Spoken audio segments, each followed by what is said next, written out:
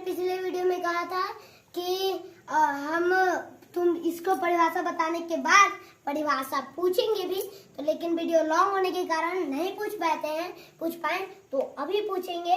और मैंने चित्र पहले से बना रखा है ताकि तुम लोगों को देखकर परिभाषा बताने में मतलब कि कोई गड़बड़ी ना हो, देखकर बता सके। तो तुम बताओ समीर कुमार, तुम बताओ आपतित किरण का परिभाषा। प्रकाश पर दर्पण पर दर्पण पर पड़ने वाली किरण को आपतित किरण कहते हैं। बिल्कुल सही है। अब डिम्पल कुमारी बताएगी इसका परिभाषा, परावर्तित किरण का परिभाषा। दर्पण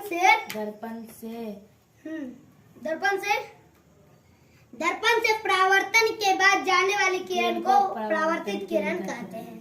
दर्पण से परावर्तन के बाद जाने वाली किरण को परावर्तित किरण कहते हैं। अब हम अविलंब बताएगी अमृता कुमारी अविलंब बताएगी।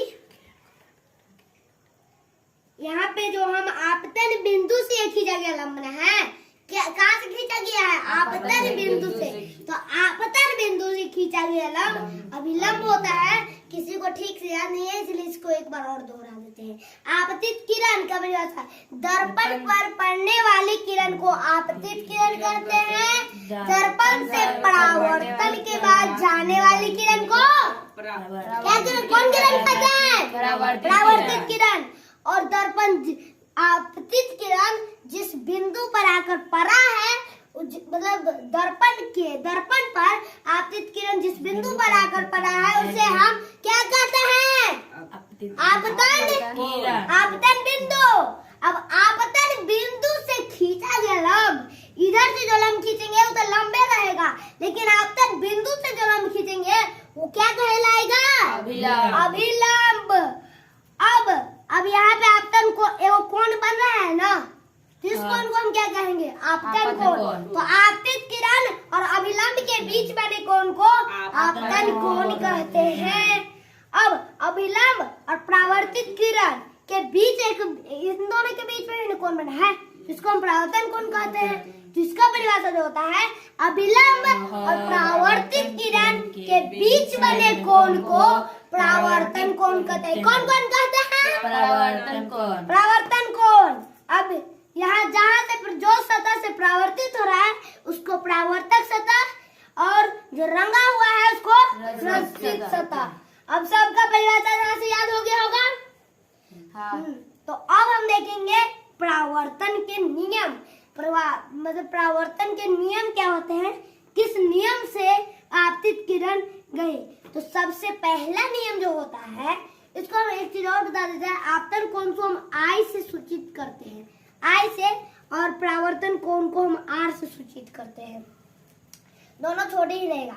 अब हम क्या बता रहे थे? परावर्तन के नियम। तो जो पहला नियम होता है, ये आपतन कोण देख रहा है ना, ये परावर्तन कोण भी दिख रहा होगा कि ये दोनों कोण जो होता है वो हमेशा बराबर रहता है। जितना डिग्री का कोण बना के आया है आपतित किरण, उतना ही डिग्री का कोण बना के परावर्तित किरण जाएगा। इसलिए इसका जो हम लिख लेते हैं, पहले इसको मिटा ही लेते हैं। इसका अब कोई काम नहीं है, नहीं, इसको मिटा लेते हैं। परावर्तन के नियम।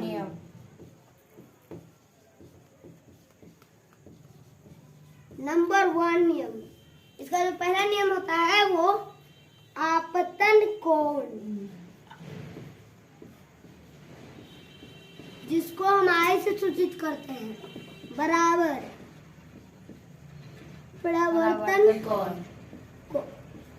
जिसको हम आर से सूचित करते हैं। तो आपतन कोण और परावर्तन कोण बराबर हुआ। जितना डिग्री का कोण बना के आपतित किरण आया है उतना ही डिग्री का कोण बना के परावर्तित किरण जाएगा। परावर्तित किरण, परावर्तन कोण तो नहीं जाएगा, परावर्तित किरण। अब परावर्तन के दूसरा नियम, यहाँ पे जो ये दर्पण है ना, ये आपतित किरण और ये परावर्तित किरण, और ये बिंदु से अभिलंब, इस आपतित किरण, परावर्तित किरण, आपतित किरण, अभिलंब और परावर्तित किरण। ये किरण आ रहा है किरण जा रहा है और ये अभिलंब है। आपतित किरण, परावर्तित किरण और अभिलंब, देख रहा तीनों एक बिंदु से खींचा गया है। तीनों एक बिंदु से खींचा गया है ना, इसलिए हम कहते हैं आपतित किरण और आपतन बिंदु से खींचा गया अभिलंब और जो है परावर्तित किरण है वो तीनों एक ही समतल में होते हैं। इसका एक नियम, दोनों दूसरा नियम ये होता है आपतित किरण। कौन किरण? आपतित किरण। आपतित किरण। किरण, परावर्तित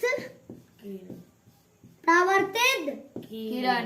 जब तक हम लिख रहे हैं तुम लोग दूसरा नियम बोलो तो आपतित किरण और परावर्तित किरण आपतन बिंदु से खींचा गया अभिलंब, आपतन बिंदु खींचा गया लंब से खींचा गया लंब अभिलंब। आपतन बिंदु से खींचा गया लंब लिखते हैं। आपतन बिंदु से खींचा गया लंब तीनों एक ही तल में होते हैं। होते हैं।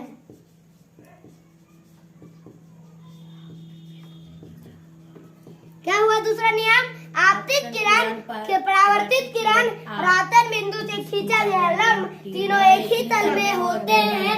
तो आगे जो हम पढ़ेंगे, अब अभी हमको पढ़ना बहुत बाकी है। परावर्तन के प्रकार, दर्पण के प्रकार, दर्पण के गोलीय दर्पण भी एक प्रकार होता है, तो उसके प्रकार, उसके परावर्तन तो सब बहुत, तो अगले वीडियो में हम सब बताएंगे। इस बार तो पूछने में ही टाइम चला गया, तो सब चीज आगे परावर्तन के प्रकार से बचा हुआ है वो सब हम अगले वीडियो में जानेंगे। तब तक